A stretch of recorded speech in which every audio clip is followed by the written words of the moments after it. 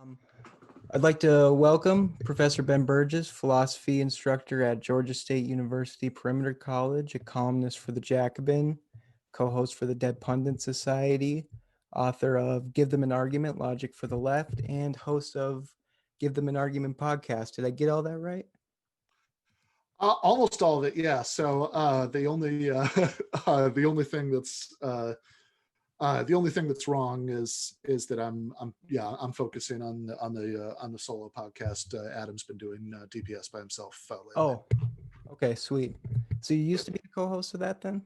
Yeah, yep, that's right. Awesome. Well, welcome to the show. So Ben, I sort of want to start this out by getting to know like why like what drew you into logic and philosophy as like in your academia, and Mhm. why is it important for the left to give them an argument? Sure. Yeah. Look, I mean, I think that as far as philosophy goes, I had been I think some of that is just something that I drifted into as in college. I've always liked thinking about arguments and kind of taking apart ideas and putting them back together again. I've always had that personality type.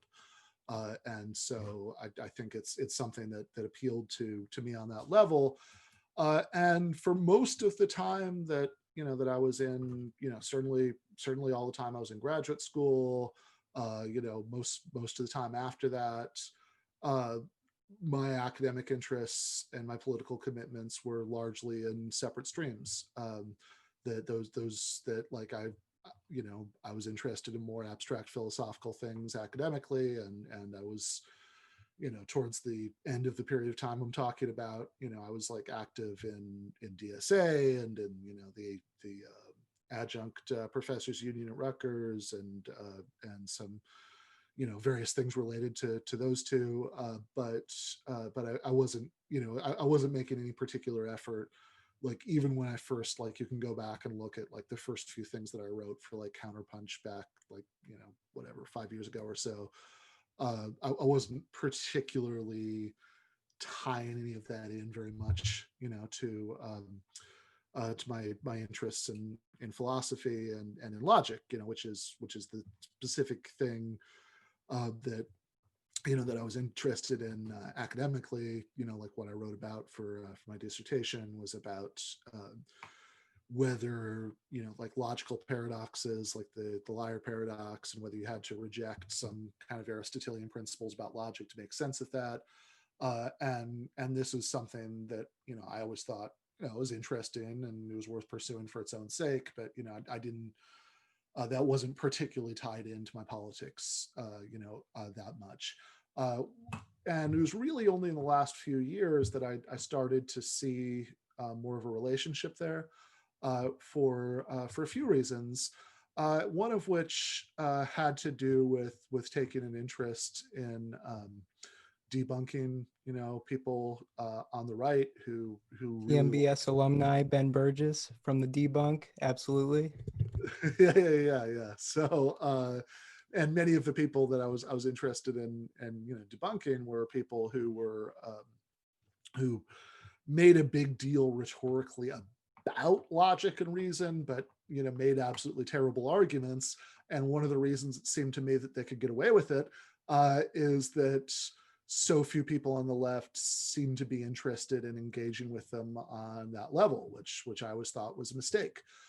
So it seemed to me that with this very promising situation that had emerged in the last 5 years or so of this kind of renewed socialist left coming into existence, because of the two Bernie campaigns, the rise of DSA, etc., and of course this new left media ecosystem that was coming into existence along with that.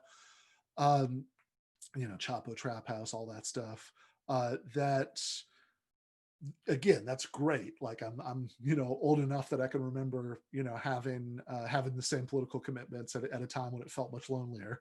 So it's a very positive development. But one thing that worried me a little bit is that in a lot of, especially those kind of online and media spaces, with that renewed left, the only tools that I saw people using to push back against the right were mockery or moral condemnation. Now, I'm not against either of those things. I mean, God knows there are plenty of things in the world that deserve to be morally condemned. Right. And if you don't have some kind of normative impulse for more fair and just and egalitarian world, why would you bother with any of this stuff? Right. And look, I'm clearly not against mockery. I was on the Michael Brooks show for a year. Yeah. I'm not against these things, but I do worry about the situation that we get when these are the only tools in our arsenal for pushing back against the right, for a couple reasons. One of which is that I think it's just a bad look, that even on a rhetorical level, I think it plays very badly with us, with people who could go either way. Because at a certain point, if you never get around to showing what's wrong with somebody's argument, then people will reasonably conclude that you don't have a good response. Right. And the other is that when disagreements come up on the left about strategy, about policy, about all sorts of things, which has happened pretty reliably once every 15 That's kind of what the next question's about. So maybe that's a good way yeah. to lead into that. If you want to just finish up Yeah, the answer, we can yeah. move No, I on. was gonna say, like, right, this happens all the time, right? I mean, the sort of usual, dumb joke I make about this is that it's like, about once every 15 minutes since the French Revolution, right? There's been some kind of disagreement on the left, and when Yeah. that happens, if the only tools that you're used to using are mockery or moral condemnation, then those are the tools you're going to end up turning on each other. And that ends up getting very ugly very quickly, and very alienating to most of the people that you're trying to win over. Right. Right. No, and I 100% agree with that. So getting onto to moral condemnation and sort Mm. of the back and forth on the left. Recently, obviously, you've spoken about this a lot on your podcast. Give them an argument. The force the vote. It's really torn apart the left, at least the online left. It seems like Yeah, in a way that even past sort of squabbles really never didn't seem to make as big of a ripple. So could you just give us a quick sure. rundown of your take on force the vote, and are you surprised or disheartened by some of the allies in the movement who've maybe sort of gone all in for this sort of hype train for clicks and interactions? And is that even a fair read to begin with? It's a fair read of some people, certainly not everybody. There are people who support force the vote, who I consider to be friends and comrades. Katie Halper, Right. is a very prominent, force the vote person, and Right. She's somebody awesome. somebody I have a good working relationship with. I like Katie. Cornel West supported force the vote, and like, I'm an atheist, but he's about as close as I get to having a saint. Yeah. I think, I certainly don't like fault anybody particularly for having a different take on the underlying issue. So just real quick, I think so. The idea of force the vote was that AOC and the others, and actually often it was a little unclear who we were talking about, which I think was Yeah. part of the problem. That Right. do we mean the large and politically diverse progressive caucus, of which AOC and the Squad are the furthest left tip, but it's a ton of people, and they don't particularly agree with each other. Like, it's the stuff they're going to agree on is pretty minimalistic. Are we talking about what they should have done? Are we talking about what the Squad should have done? Are we talking about what AOC as an individual should have done, which sometimes it seemed like it. But in any case, some combination of these people. The idea was that they should have threatened to withhold their votes from Nancy Pelosi in the leadership election for Speaker of the House of Representatives, in exchange, and use that leverage to demand having a floor vote on Medicare for all, which everybody, sometimes Jimmy Dore would seem to forget this, but almost everybody seemed to agree, would not actually have led to us having Medicare for all. But it would be something that some people thought like it would be like a symbolic victory just to have the vote, or that having everybody on record because there had been a vote would have been useful in primaries in 2 years, or they, maybe just like the hoopla around the vote would have been a good opportunity to have like viral moments about Medicare for all. These are all the kinds of arguments that people used for it. So I thought two things about this, and I want to be clear about how they're two different things, right? So one, the first thing is I was never sold on the tactic. It never really made that much sense to me. That I thought that if it happened, and you know, I'm I would not at all be against, by the way, just having AOC and the others just vote against Nancy Pelosi just on general principle, just to be like, it's a small gesture, but it might be somewhat ideologically clarifying for casual, news viewers, that like, oh, these people are not on the same team. I think there'd be some value to that. I suspect that she'd be elected anyway, because knowing Nancy Pelosi, if she lost 5 or 10 or 15 Democratic votes, she would probably make some unspeakably evil vote with, deal with 5 or 10 or 15 Republicans. I'm pretty sure that's how it would play out. But whatever, it might be worth it anyway.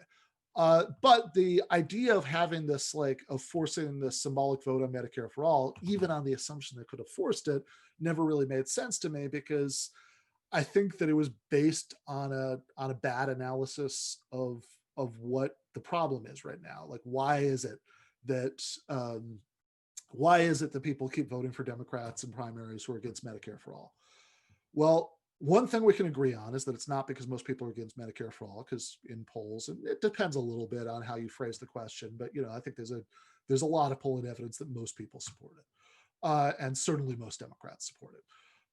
So that's not it. So why is it? Well, I think the force the vote people, a lot of them thought that the reason was that most people, like maybe like most Democratic voters who support Medicare for all, just don't understand that centrists are against it.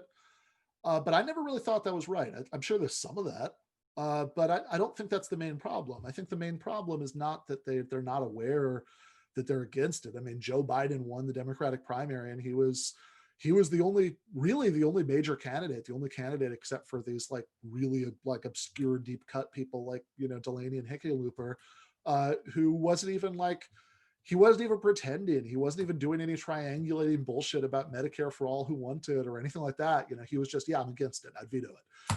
And he still won. Why is that? Well, my take on why that is not that people by and large didn't know, but that it wasn't a big priority for them. And why wasn't it a big priority for them, right? Why is it that the only thing they were voting based on is who they thought would be a better candidate to beat Trump, rather than being like, oh, wait a second, but I really want healthcare, and maybe if Bernie could win, or maybe even if he'd be a slightly weaker candidate.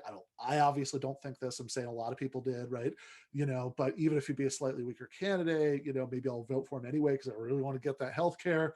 Why is it that they didn't do that? Why is it that we can have giant protests and riots about police brutality, but we're not going to have giant protests and riots about Medicare for all?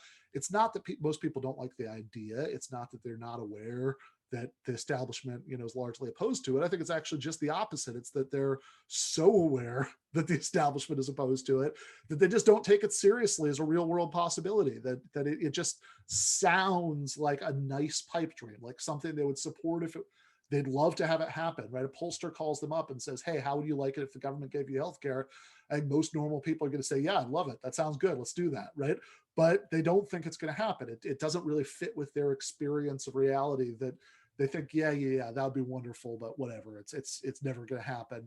And so my concern is that having a 3-1 defeat in a Democratic controlled House Right. would only deepen that impression that it's never going to happen, and it's silly to even focus on it. I actually think it would be harder to primary people, because I can just imagine that, like in 2022, some centrist, Democratic congressman being like, I think it would hand him a talking point. It'd be like, hey, I don't know why my opponent keeps talking about this Medicare for all thing that is clearly never, ever going to happen. Look at how badly it was defeated in a Democratic controlled House. Instead, I'm moving on to talk about realistic, incremental, insert some centrist bullshit here, healthcare reforms that might actually happen. And I don't want to give them that gift. So that'd be my critique of the tactic itself. But Okay. if the only issue was, okay, is and we could do a much deeper dive version on all the arguments that were used for it and why I'm not persuaded by them, but I think that's Right. probably good for this, right? Uh, so that's my critique of the tactic itself. But then the other question is, okay, look, if I disagree with people about whether this one particular kind of wonky inside baseball like idea for like a parliamentary maneuver, Right. to have a symbolic vote makes sense, I'm totally happy to just have that be a friendly and extremely minor tactical disagreement among close allies. That doesn't really bother me. What bothers me about a lot of the energy around force the vote is that instead of doing what it was supposed to do, right? And I know a lot of people are going to hear this as tone policing, but that's really not the point, right? That like instead of doing what it was supposed to do, which is to drive a wedge between people who support Medicare for all and people who oppose Medicare for all, which could be useful. Instead of doing that, it's the effect of it is to drive a wedge between people who are consume left media and are active in online leftist spaces, and the the most hardcore Medicare for all supporters in Congress, and anybody who doesn't go along with demonizing the most hardcore Medicare for all supporters in Congress. So like when Jimmy Dore says AOC is standing between you and healthcare, why that makes me crazy is not just or even primarily that it's unfair to AOC, although it certainly is. I mean, I've got my criticisms, but I mean that's crazy.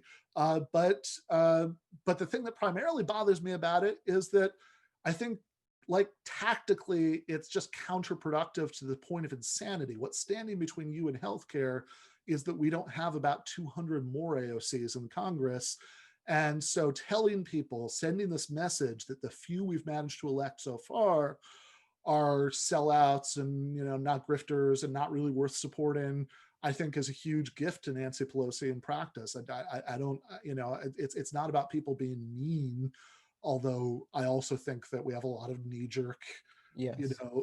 things on the left And about. also, I think it made it easier for Nancy Pelosi to not give AOC one of those seats on committees, because it's like, well, your half of your base is hates you now. So what power do you really have to leverage against me now?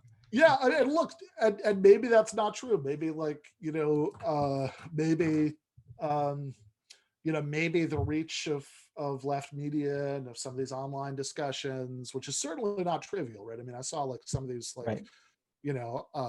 hashtags about the fraud squad and stuff having like some crazy Yeah. like, tens of thousands of people tweeting it out, but it's not trivial. But maybe it's like a small enough portion of the overall base of some of these politicians that the long-term consequences won't be that bad. But if the best you can say for something is that it's not reaching enough people to do as much damage as we might worry that it does, that's pretty bad.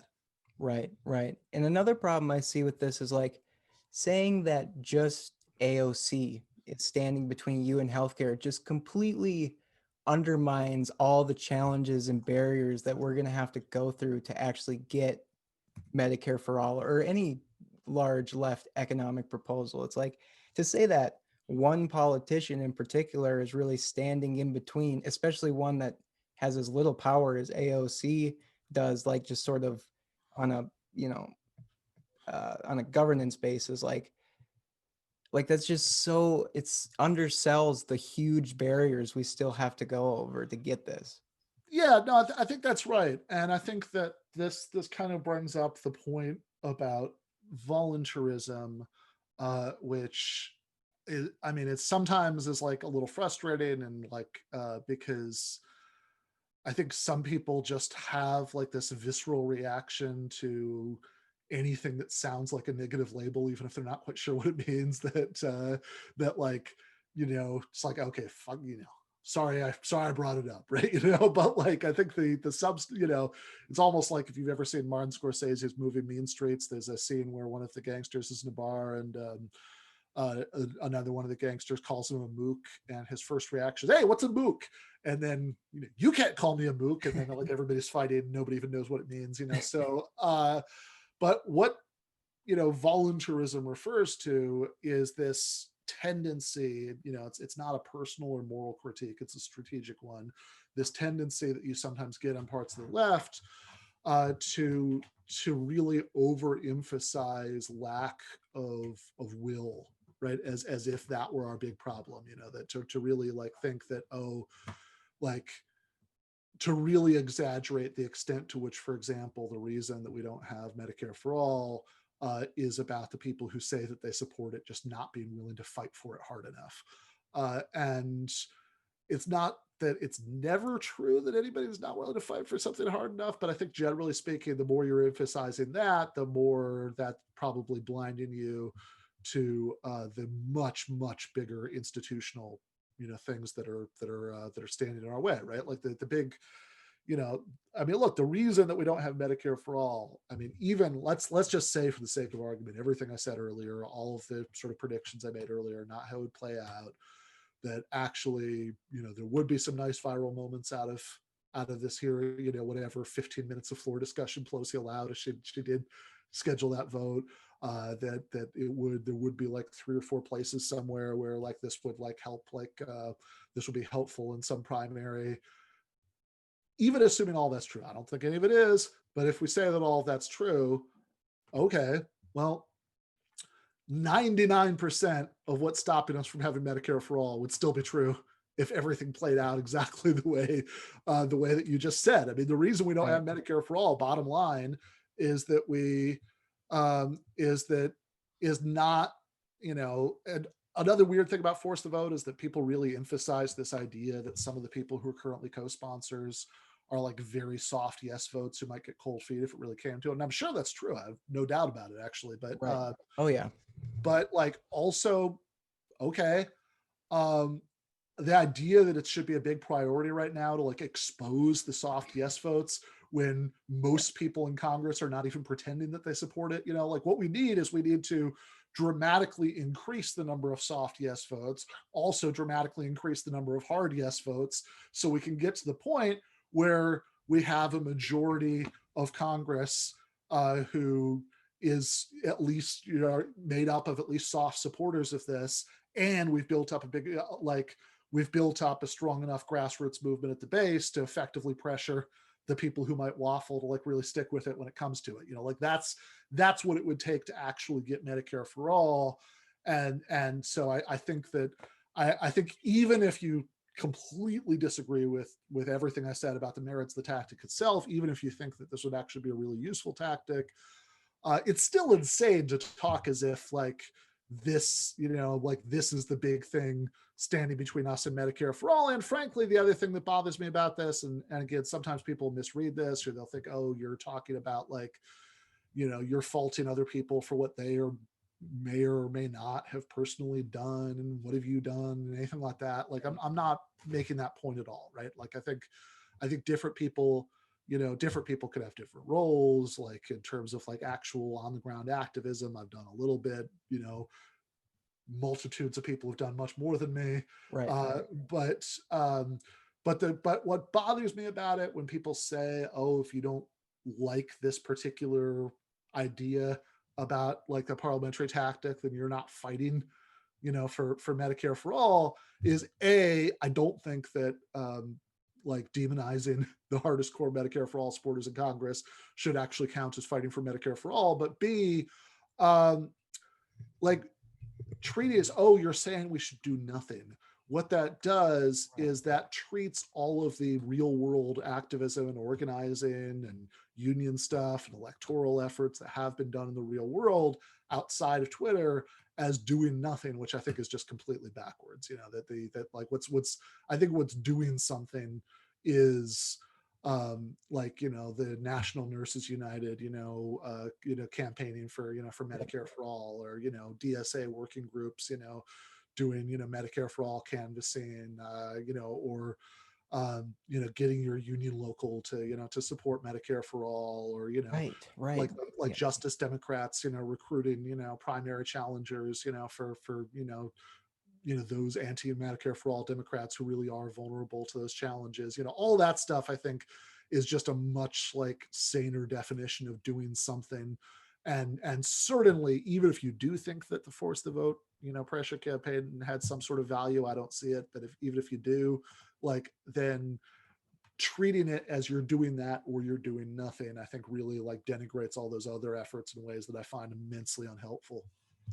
100% agree with all of that. And also, it just sort of, you know, I should have just copied and pasted, but like a response that I hear a lot is like, oh, well, what do you think we should do then? You're not giving us like Right. the thing that I always said is join a labor union. Like we need a strong labor union to get any of these big Totally. goals that we want to achieve, and to say that like Twitter activism is gonna substitute for that, Yeah. it's delusional. What people really mean when they say, oh, what's your plan? What do you want to do? Is what's the high profile, like, big one-time thing that you're suggesting that we could do right this second? Right. And so I did even want to speak to this. So in the Jacobin article I wrote about this, like, I did like sort of float a couple of things that, that would be, I think, like, this, like, the kind of like political theater sort of on the level of force the vote that I thought would make more sense than force the vote. But also I think the deeper problem is that people are really talking about that, right? It's like, Yep. well, because look, if what you mean is what can we do right now that's like a big flashy thing that's going to dramatically advance Medicare for all, the harsh and disgusting truth is nothing, right? That there is literally nothing you could do on that level that would Maybe a have. general strike, but again, you need Yeah, like all the no, labor no, leaders to be with that. And true, right? Okay, that's true. If we had a general strike, that would be something. But right. there's not. But we also have 6.2% private sector unionization in the Yeah. United States, and we've never had a nationwide general strike in the entire history of the country. At Right. least if you mean in the usual sense of that term. Sometimes people say, "Oh, there was a general strike. 20 people participated."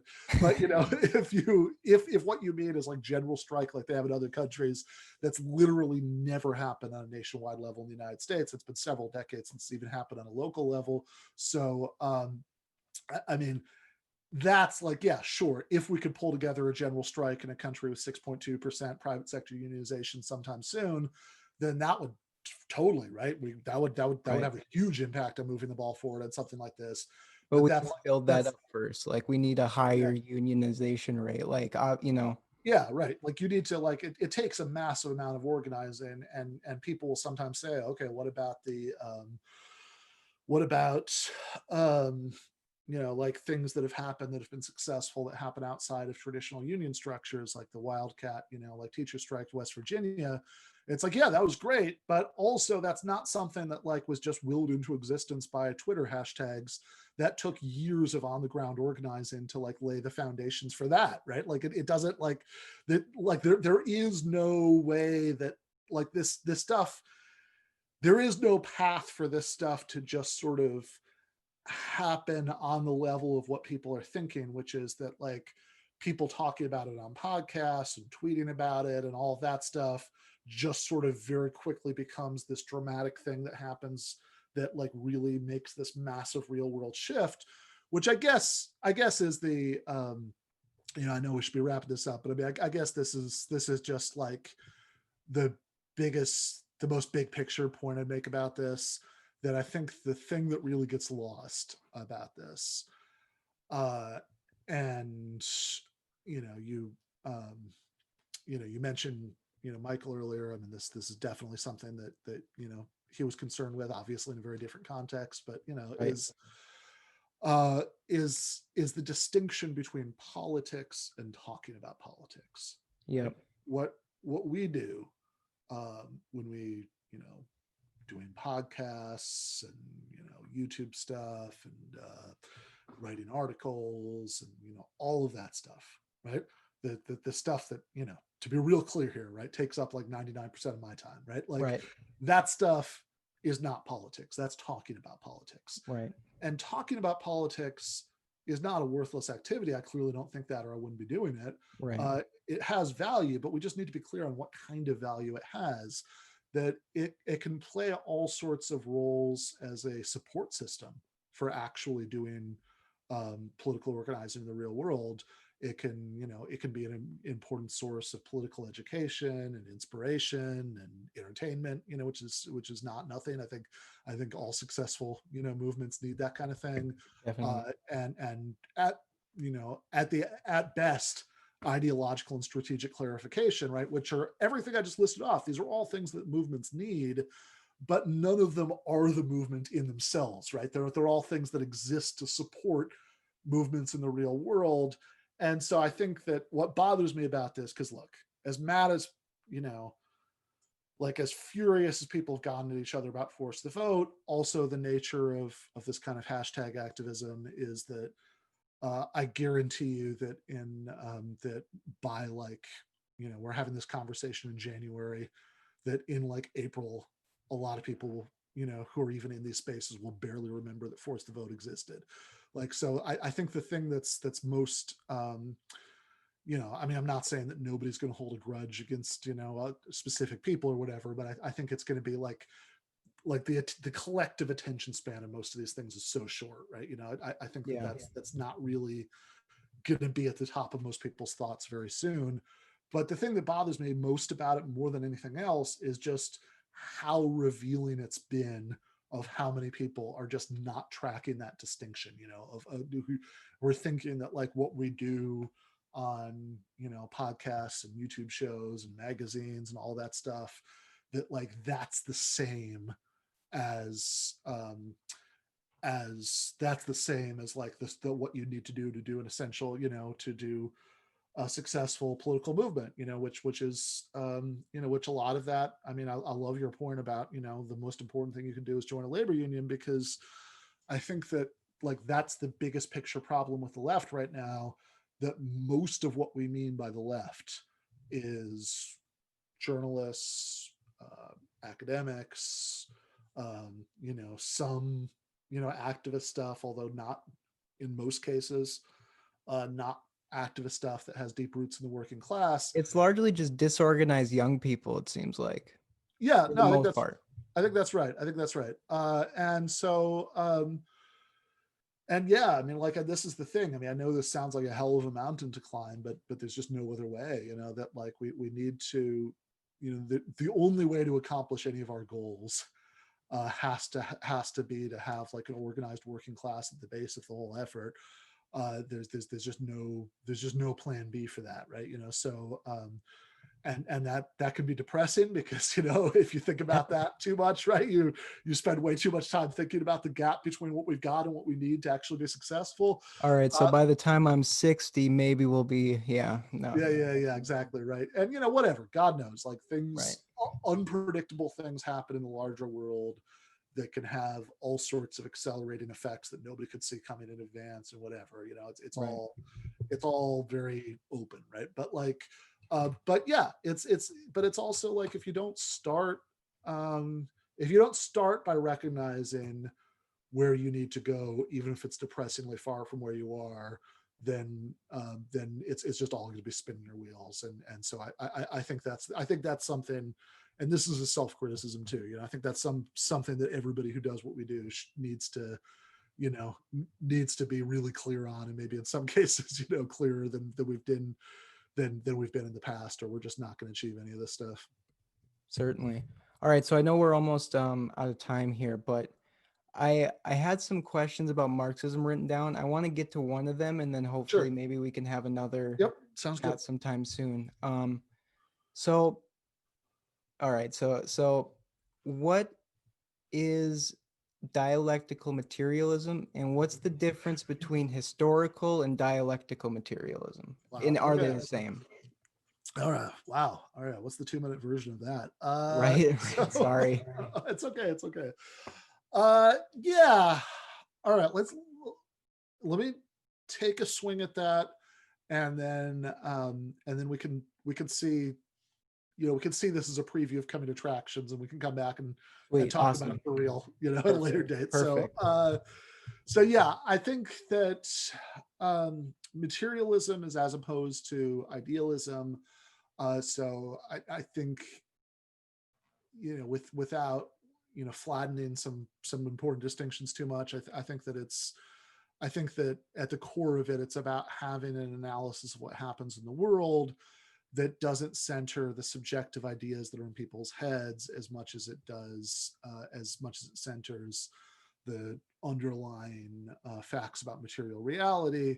And in particular, when it comes to Marxist materialism, what you're talking about with historical or dialectical materialism emphasizes the power relations between different economic classes as the sort of core of the analysis, which actually goes right back to what we were talking about, right? It's a very, in a way, it's the same subject.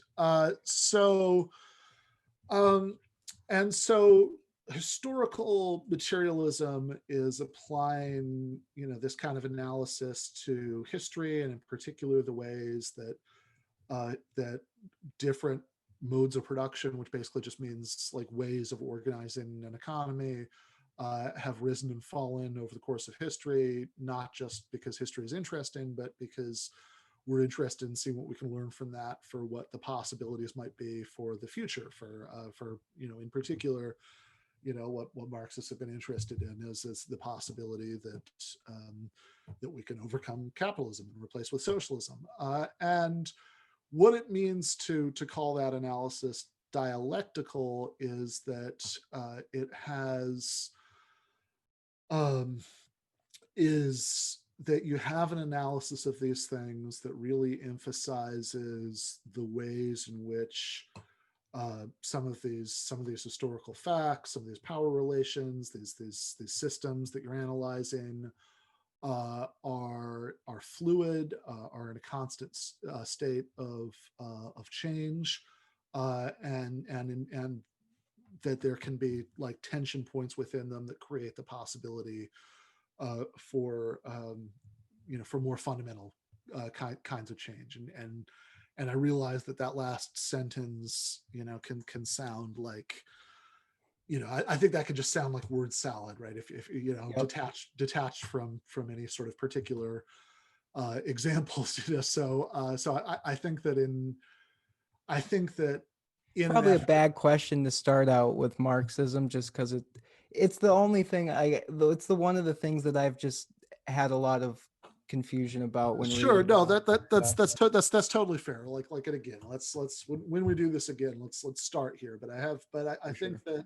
that but I think that when you talk about having a historic materialist analysis of history be dialectical, um, I think that what you're mostly talking about is emphasizing the idea that that what's going on at any given historical moment shouldn't be seen as this totally static kind of snapshot. This is the way things are.